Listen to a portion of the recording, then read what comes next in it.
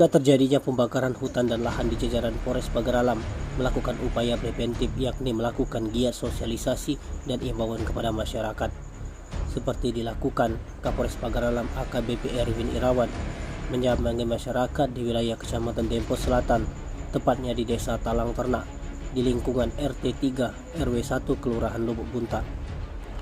Turut serta giat sambang sosialisasi karhutla diantaranya Kasat Samapta AKP Irawan Edi, Kasat Intel Ibtu Edi Tri, Kasat Bin Mas Ibtu Ramdhani, dan Kanit Pidum Ibda Randy Lawenski.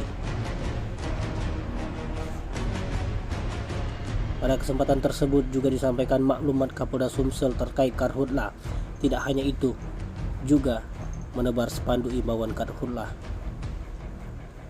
Ditambahkan Kapolsek Dempo Selatan Ibtu Afriyadi, jika giat sambang sosialisasi ini bersama Bapak Kapolres menyampaikan imbauan kepada masyarakat. Sementara itu, Lili, Ketua RT 3 Lubuk Bunta, merespon positif kunjungan dari Kapolres, Kapolsek Dempo Selatan serta jajaran yang melakukan sambang sosialisasi karhutla. Tim Liputan Sumsel Update TV melaporkan.